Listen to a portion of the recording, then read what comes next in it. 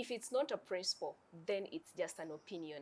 Today, we want to dive deep into character. We talk about character. What does it take to have character? Why should you have character? With my colleague, Mariam. So I will tell you a short story of how I met Mariam. Mariam has been my comrade, but she has not been my friend. She's someone we used to meet in corridors and it's hi, hi. Thank you so much. And we're here to share. We're going to talk about character, and we're going to talk about people pleasing. How do you handle it? And actually, how do you know that you're actually people pleasing? And so far, what are the damages that that it has caused us? So yeah. Yeah, if you don't mind, a little introduction. Or a little introduction about me. My background is I studied neuromarketing and sales. So definitely I'm around people, I'm engaging with people, I'm trying to create solutions for people, but that is where I get my money from. But when it comes to purpose is all about community building. I found myself so interested in building the Muslim community where I really actually come from. I want to change the narrative.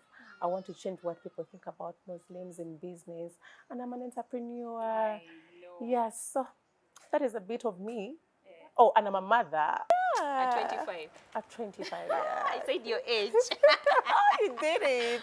You sold me out there, but people are going to watch this in 10 years and they will be counting my age. And they're like, oh, know.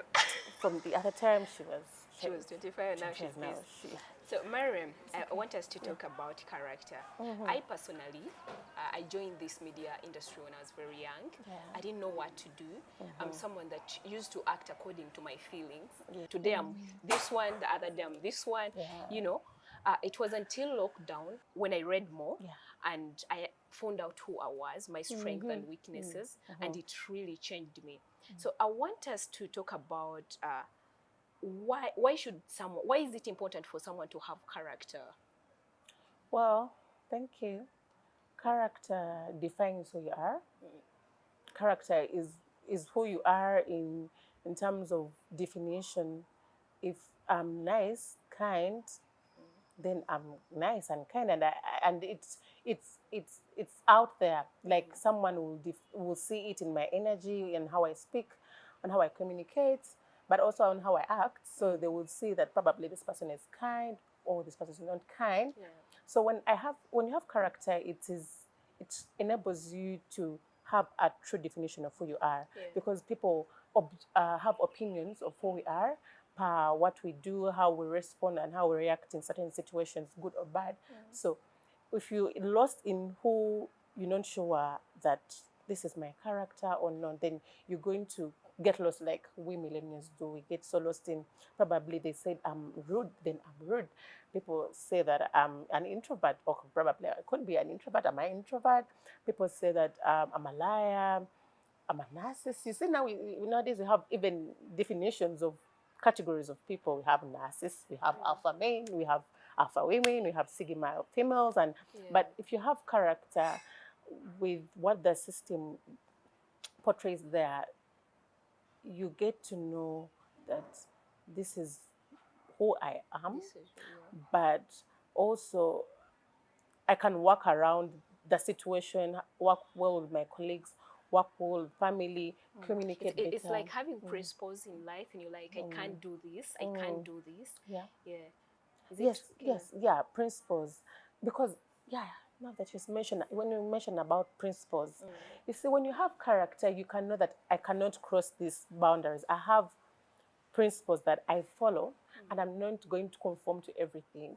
I'm not going to sell myself out there to values that don't define me. For instance, like people who are in marketing and sales. We we have what we call a people matrix. So we speak to people. There are 4 varieties of people. You go sell to someone who's a supporter. You go sell to someone who's a thinker, stroke an analyzer, and you go speak to someone who's a controller, and someone who's a promoter. So there are 4 categories of people. But if I know my character, if I'm a supporter as well, that means it's going to be easy for me to sell to someone who's a supporter. If I'm a controller as well as a person who I just want to get this, like they want to get things done, and you can see it from their energy, how they communicate to you. They want their proposals done, they want everything done, and you don't chit chat within within the communications. You just go to where they want you, and end business. So you get to know that, okay, now I can be more flexible and know that this is a controller, and I'll have to just get right on board to what has brought me.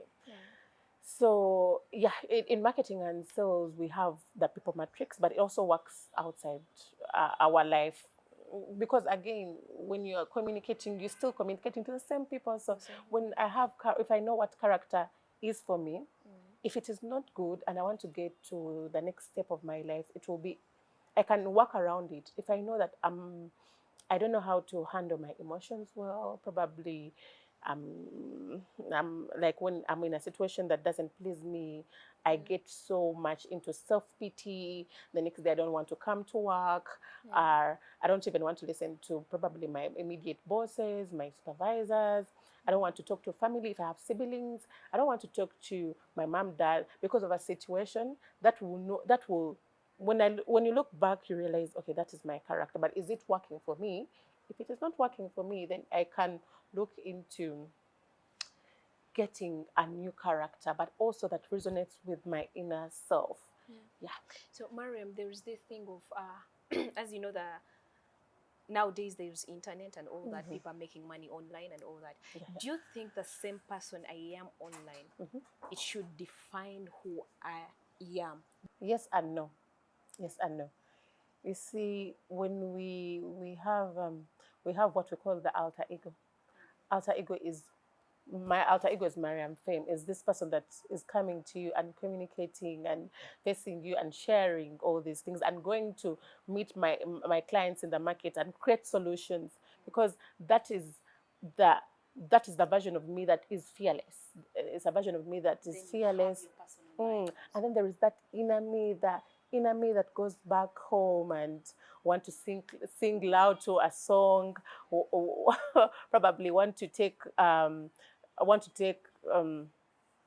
anything, indulging, a little bit of indulging, subtle things like I would take like juice, loads and loads of juice, probably. Yes, I would, something in that, something subtle that you wouldn't do outside of what the alter ego, because the alter ego is one that people see, but it's one that elevates you to the next level. So you catch up very fast, but then it's still not so lost from your inner character, because I'm not going to be there and then I'm not going to take off my clothes because I want to receive attention to myself and start to speak in a way that doesn't connect with me, what we call ill language. I will not do that, because yes, my alter ego is one that needs to get that cash, but is not going to be so different from my character. Yeah, so you believe it shouldn't be that different? We can work within two versions of ourselves, what we want people to see and what one that is safe. Because again, we need to live with people. If my beliefs don't conform with the majority, I'm not going to force my opinions onto people. I'm not going to be like, no, you have to do what I think.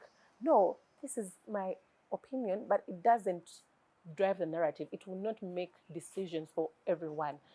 For example, yes, I'm a Muslim lady, but I will speak clearly about things like I'll speak clearly things about workouts and be more open to it. I will work out with a Muslim coach or a man, but from my beliefs, I'm not going to force another Muslimah to work out as well as me. It will work out for me, but doesn't mean that I'm going to drive my notion to other Muslims out there and make them want to do what I do. So that is just an example, because you see, again, with character, it resonates with beliefs that you have. I think I believe that if your work or if your job requires you to be a certain kind of person, you should do that. It may not be who you are, but you should try and pretend and be They say fake it until you become it. Yeah. If it gives you money, Yep. fake it and be how people want to see you in that job. Yeah. But when it's not you, that's not you. And So I think, you see, when it comes to work and you need to do what others, or what it requires you to become in order to do what you need to do, if it is good, you will feel it and it will bring out good results. Because that way you will need things like communicating better, being more considerate, being patient, not being quick to judge. If I was that kind of person, and if it enables me to bring people closer within the ecosystem to support my dreams, to support my purpose, to say that tomorrow I can be better, to help me grow my goals and reach them. Well, I think that is really good. But now where the problem comes in is where now you start to conform in situations, probably like gossip, sabotaging, uh, like you start to feel jealous of and greed that she's there, I would be there. And I will not let her get there, or I will not let him get there. I have to be there. But you've not even worked for that. And we want quick, you want something quick, you want to see quick results. Now that is where the problem comes in. And that's when you start to see that down 2 years down the road, people are defining me as someone, oh, she's because of the dress code and everything. You know, I she's can give another something. example of Yeah. the musicians. Some musicians, like their dress codes, some of them do it ignorantly, but some do it with an aim. That's not who they are, but their job requires them to do that.